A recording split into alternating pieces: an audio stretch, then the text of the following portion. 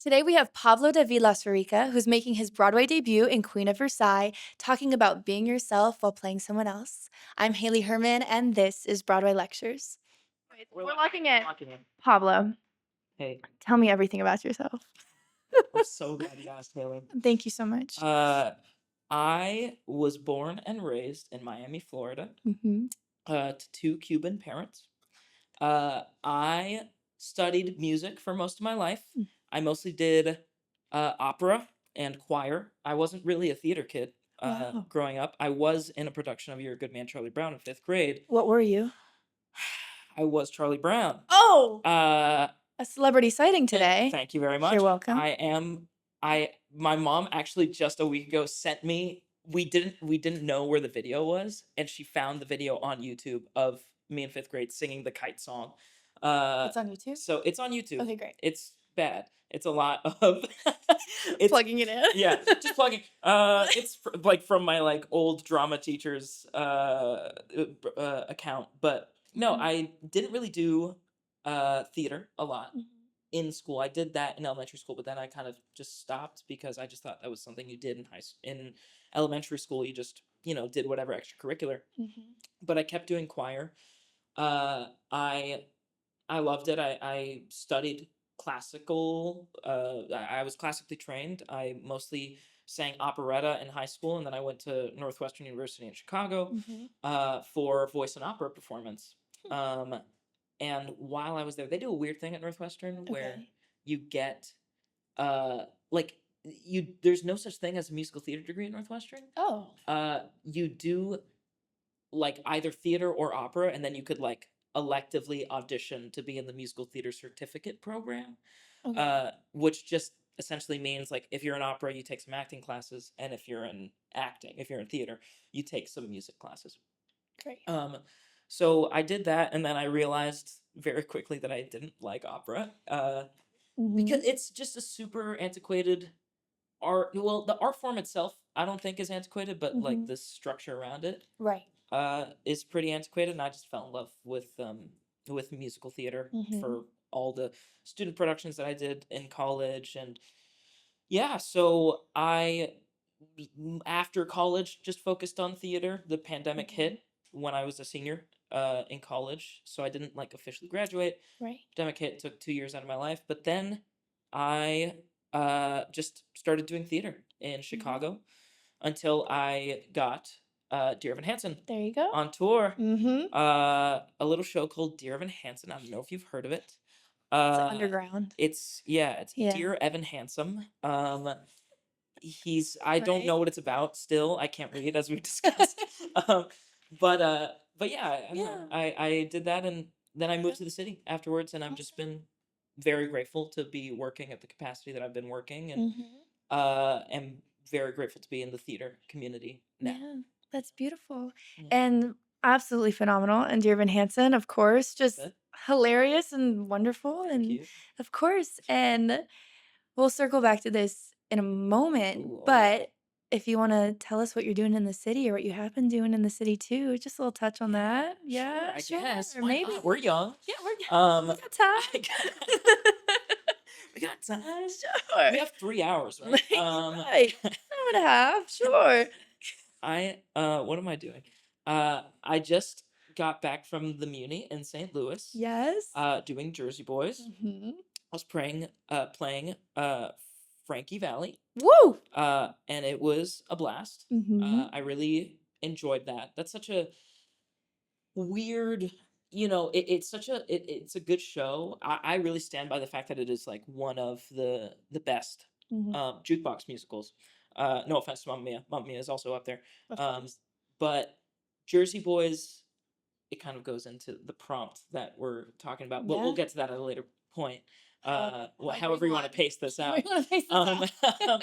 but like a lot of people think that Jersey Boys has to be a certain way, Mhm. very cookie cutter, and I was very grateful to do that show at the Muny. Mhm. Uh, and that show just very much becomes like a concert, Mhm. because it's all, recognizable songs. It's kind of done in a concert setting because they're like the Four Seasons are singing at their Mhm. perspective, like gigs. But that was such a unique experience that I'm really grateful for. And it was really, it was tiring, but it was super fulfilling. And that was the most recent thing I did. That was like all throughout August. Yep. And now I'm back in town rehearsing for the Queen of Versailles. Very nice. And who are you in Queen of Versailles? I play King Louis the 14th. Yeah, you do. Go off, King. Go off, King. Yes. I play King Louis, and it's so weird because the show, it's a glimpse into a peek into the 1%, and it is a big commentary about the way that the billionaires that we don't know about that are running our country, the way they actually live their lives. And it's it's a critical piece. And then in the musical, I play King Louis the 14th, which has nothing to do with that. Right. He wasn't in Orlando No, in 2008. I don't think. Remember, Maybe? historians are still out on this. We're not sure. We don't know yet. Dramaturgic, I've tried to do the research, but I couldn't find anything And that's valid. about it. But they do this interesting thing with the show where there is a peek into what actual royalty and class was at a certain time, at the peak of what I think a lot of Americans are chasing, this like idea of royalty and divine right to rule and all these kinds of things where people just want power. So throughout the show, King Louis kind of pops in to critique and comment on Right. like these newfangled Americans and what they think class and wealth is. So it's really weird. Right. It's so weird, but it's so fun and it's so goofy and stupid. I love What's it. your favorite line? Um, And please do it fully dropped in. uh, I beg of you. what is my favorite line? One of the opening lines. I start the show, getting a portrait being made of me, Yeah, and I'm you like do. sitting on a pedestal, and like everyone's like all my courtiers are just like kissing my ass, and the inception of the show, because not to get into the whole lore of it, but Kristen's character, Jackie, the place that she's building in Orlando, Florida at this time, she's trying to name Versailles based off of Versailles in France. Right. So the opening of the show is my character coming up with the idea of building a palace in a swamp land of Versailles. So I open the show saying, "I'm the King Louis XIV. My life is shinier than yours." And all these, it goes further. I'm not going to spoil it because it hasn't even opened yet. Of course. But one of my favorite lines is, "I, I am the Sun King, like Apollo, but with better hair," which is Well, yes. which is true. And I'm wearing a luscious Lig? wig. I'm wearing A luscious leg. luscious wig. A luscious wig. Luscious leg. What do we? What are we wearing? A luscious leg right now. But yeah, So that was in the show. That wasn't just about your everyday life. that wasn't me. That wasn't. That wasn't something I say in the mirror every morning. You should try it. It really works. It really works. It really works. Yes, use it. So my lecture today is well, honestly, a segue into your lecture. Well, bringing yourself into your character. You killed that. Perfect. Thank you. Using the roles you mentioned, right? King Louis. Then you have Jared. Then you have Frankie Valli. How do you bring yourself into all those different kinds of roles? Yeah. Thank you so much for asking. You're that. Untalented. so I didn't even think you were gonna ask welcome. that. Well, I don't know. The reason why I really value being myself in whatever I do is because, like, a show like Dear Evan Hansen, or even a show like Jersey Boys, I don't know. A lot of people have like preconceived notions of how shows work, especially like legacy shows. if you're gonna go and watch Wicked, you expect it to be a certain way. You know, you are familiar with it. Shows like, you know, Cabaret, Chicago, Cats when it was still open, Phantom when it was still open, RIP, Andrew Lloyd Webber, shout out to Masquerade. But a lot of people have ideas of how things work. And what I pride myself on doing, and I think is very valuable for a lot of people, is to not let go of instinct. You know, I think a lot of people play into what they think a casting director is going to like for a character, uh, or what they think audiences are going to like, or what a director is going to like, instead of, you know, tangibly just being like, how do I react to, not to play the whole acting as reacting card, but there's truth to it. There's a Yeah. reason why it's a statement. Mhm. How am I just going to live truthfully under these imaginary circumstances in this moment and just react to whatever's happening in front of me? Why do I feel the need? And it could be as simple as like, do I feel the need to all of a sudden move my hand in a way that I wasn't really expecting, that I didn't do last night in last night's performance? Um, those things that you think are very semantic, where you're like, well, my director didn't tell me to move my hand this way or whatever. Uh, those things actually free you up to give a more genuine performance. Mhm. Um, so, you know, when I was playing Jared on tour, I was really grateful to do that. Uh, but Jared is a weird role. I don't know. I mean, you saw it, so you can attest to that. You Yeah. know, Jared's just like a dick. He is Right. just like every scene. Literally, you when you read the text, when you read just the book, you see that Jared's just insulting Evan the entire time. Uh, and you, as an actor, might be judgmental of that, but you, as an actor, also have to love the character that you're playing. Mhm. So when I was thinking about it, I was like, how do I rectify his malice versus his like actual sincerity and his heart? And what I found, uh on that, and that was like my first big professional thing, and I learned a lot on that tour, but what I learned was like implementing some of my sarcasm and my just kind of dry humor. What dry humor? I don't know what you're talking I about. literally have no idea what you're talking about. Dry humor, I hardly know her. uh who is Can she? we cut that? Can we cut that? Anyway. But you know, like, Yeah. it's you know, like, Jared would have to say lines straight up where he's just fully insulting Evan and saying really crass sexual things, Mhm. and you know, things that, like, on paper, if it wasn't delivered well, you'd be like, why is Evan talking to this guy? Obviously, there's a nuanced dynamic between them two, but what I started to find was just like, oh, Jared, like me sometimes, as I tend to use humor to cope with awkward situations, or uh, you know, use humor to cope with even my own insecurities in any social setting or whatever.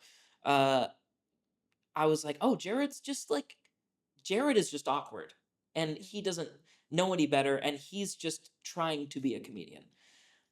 So when I started to like think about it that way, where I'm like, I'm gonna say this funny kind of mean thing for myself as Jared because I think it's funny and I'm gonna make myself laugh because I'm uncomfortable in this situation. One, I found that it worked better for me. It helped me memorize lines too, Yeah. you know? Um, but on top of that, people reacted to that in a more genuine way. Like, Mhm. people laughed more because I'm in the moment kind of thinking about what's the funniest way to say this, or like what's the way that I'm going to make myself giggle with this. Um and that kind of came to a head, and slowly over the course of that I learned um how to make Jared, to show Jared's sensitive side a little bit more because that was my first big professional gig. I was like super honored to be there, but I felt like I learned a lot on the gig. So throughout the run, I felt like I really settled into this very conflicted person that used humor to cope, but also was very sensitive and very insecure in a lot of ways. Um, but that is to say, and I am kind of plugging my uh, my acting technique Plug it. teacher from college, Amanda Denner at Northwestern. She kind of like sat us down, uh, and it was a class that we had to do senior year, and I was very fortunate because I didn't really know that much about acting, and I in a lot of ways think that's a good thing for me because I feel like I didn't learn a lot as a kid to like mimic other people's behavior on stage because I wasn't really in this world until like later in my life. Um, but she kind of sat us down and gave us more practical uh, advice for the industry. And one of the assignments was pick 3 words that you identify, like 3 words that describe you as a person.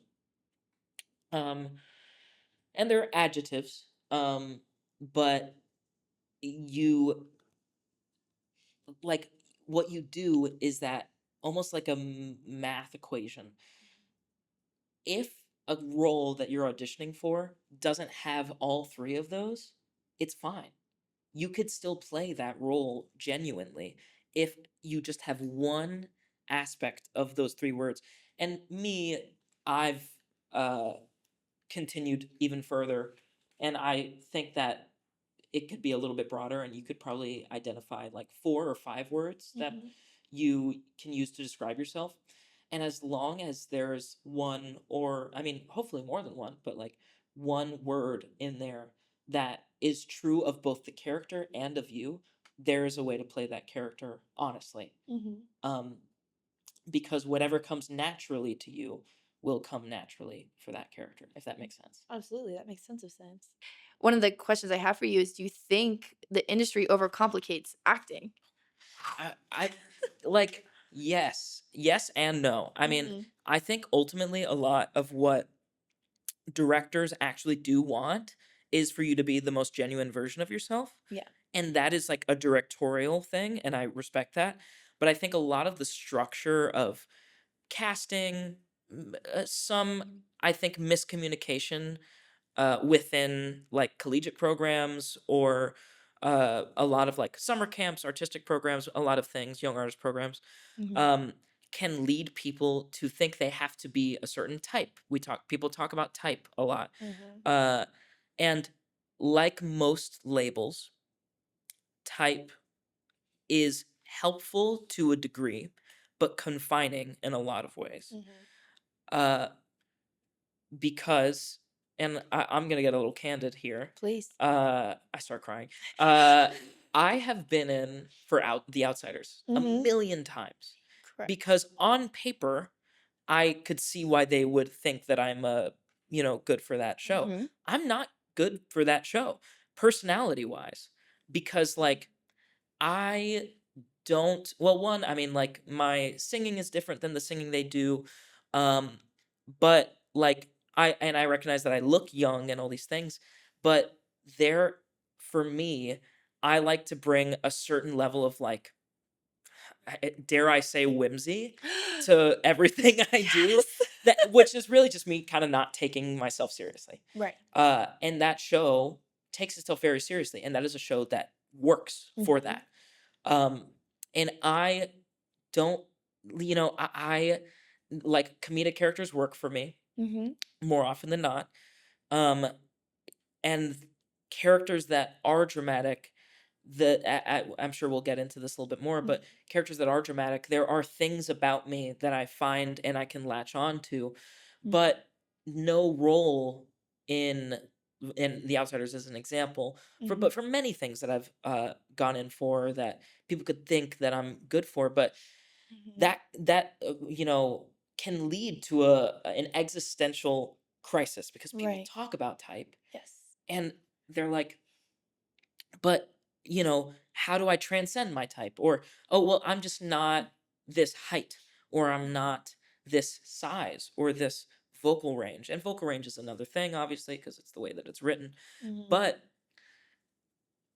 I think that on paper, Mhm. if you were to like look at me and be like, here's this guy that didn't really study theater until college, uh who does, and I still, even honestly to this day, don't know a lot about theater. Mhm. uh there's a lot that I'm still learning, um and you could look at me and be like, oh, it's interesting, like, good for him that he's found a niche for himself. But that's what most actors that we think that we're like setting up to be in, like, oh, I'm a Alex Brightman type, I'm a Mhm. Kristen Chenoweth type, I'm a Adina Menzel type.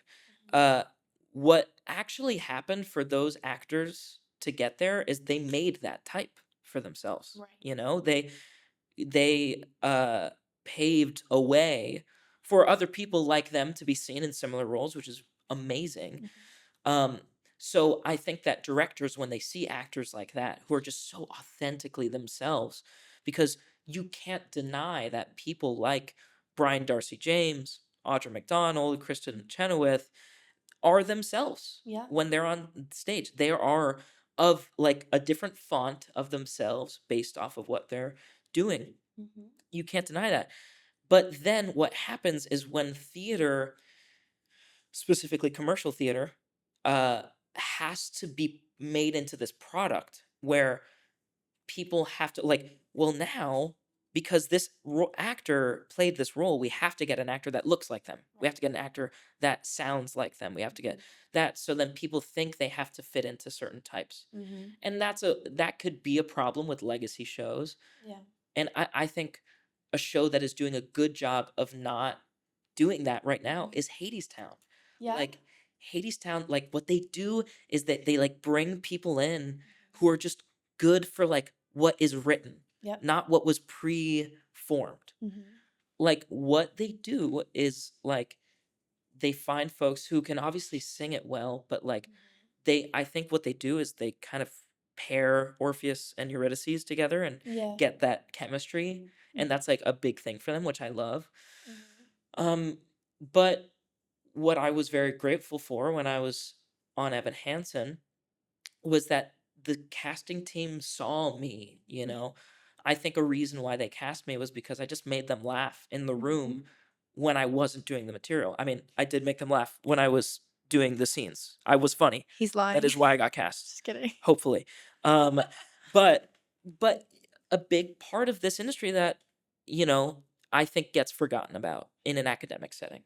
To answer your question about like what the industry can kind of forget about, that kind of thing, is like, you do ultimately all these things, all the way that people teach you to, oh, you're a tenor, you're an ingenue, you're a whatever.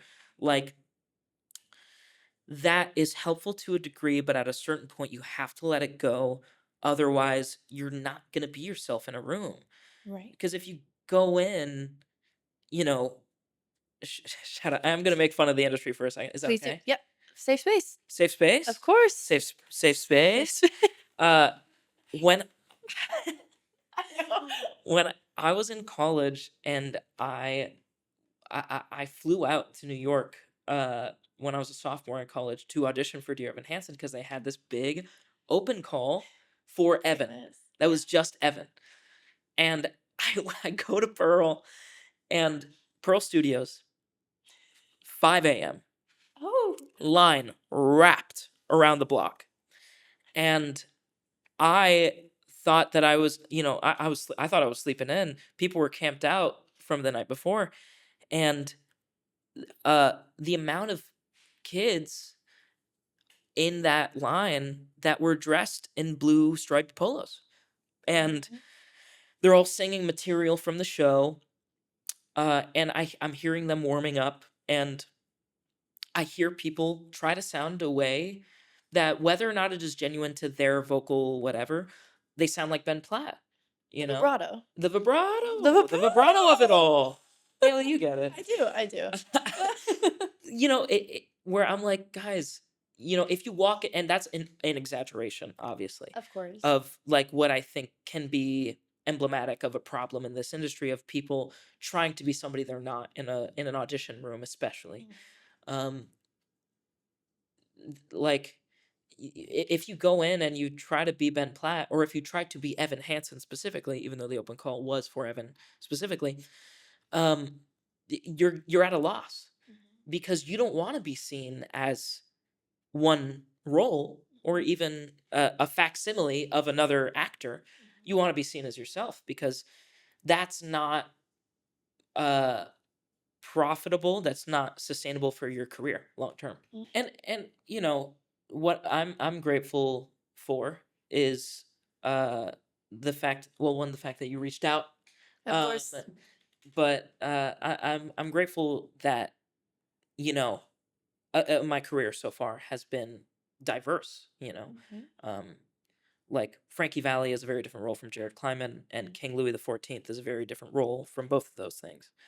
um and I think part of that is about people talking to each other, Yeah. because like I think this is what auditions should actually feel like, is like a conversation with people. Right. But the last thing I will say as a funny anecdote Please. is that one of my favorite shows of all time is It's Always Sunny in Philadelphia. And they have a podcast. The three actors and creators, the guys who made that show, they had this one episode where they talked about acting. Okay. And it's a super goofy show, but they coined this term that I really find funny, that is called it's the phenomenon of what directors and casting directors want from a person in an audition room, and it's sexy indifference. It is Love it's that's it that is not and that term alone requires explanation, because it's not I feel like it's not a super fair representation of it, but that is just to say, like, it's weird, like directors ultimately do want somebody who, real talk, feels like they don't care. Like, Yeah. and it's so hard because you want to care, because I care when I'm in an audition room. I obviously want the gig, Right. or else I wouldn't be there. But you have to have this element of like, it's fine. Yeah, it's a little like aloofness. It's like, if a little aspect of it's like, yeah, I'm here, but like, if you cast me, cool. If not, like, it's fine. Yeah. Like, but Whatever. that is an aspect, and I feel like not enough people talk about it like that. And I I think that there is an aspect of truth to it. I think that it is good to care, and I think the way that you can express care, and I think that's why I wanted to explain that term, is that you shouldn't not care. The way that you can express care is by filtering those anxieties and stuff into like questions about the role. If they give you notes, ask clarifying questions and all that kind of thing, so they know that you care about it and you want to do a good job. And express eagerness, you know, but uh there is an aspect of like groundedness that one has to bring, which is ultimately about what we're talking about, which is being yourself, you know. Yeah. And do you have any audition stories where you felt the most comfortable, most self, or some audition stories where you're like, that was not me. I don't know who that was that just took over. Totally. Yeah. I well, I think my series of callbacks for Evan Hansen was emblematic of like a room making me feel very comfortable and me being very myself. Yeah. Because I would just goof around with the creative team, and I'd chat with the reader. Pro tip: talk to your readers. Like, act with them for sure when you're going into an audition and there's a reader, and a callback when there's a reader, but also like ask them their name, be a person with them. Because if you're a person, as we're talking about, if you're a genuine person, you're going to act better with them. And I was very fortunate to have a great reader for that. And I felt so comfortable. I was goofing around. I, got a chair when I wanted to use a chair for a scene. And uh, I would make jokes about myself, self-deprecating jokes, jokes about the show or whatever. And I felt like myself. I didn't feel like I was playing Jared Kleinman at the time. I was also auditioning for the understudy track for Evan and Yeah. Jared and Connor.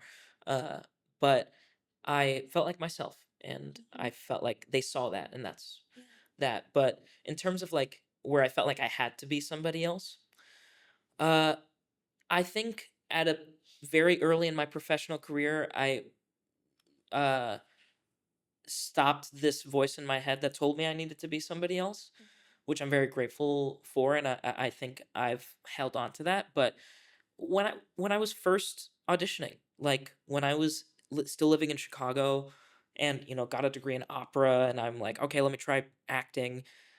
I went into auditions like for Chicago Shakespeare Theater, um, through no fault of the casting directors or the people behind the table, that I felt like, well, I need to be a serious actor. I need to like show up Right. prepared, and I need to like speak in a somewhat British dialect, but not fully British because we are in America. Yeah, almost transatlantic. Like, Right.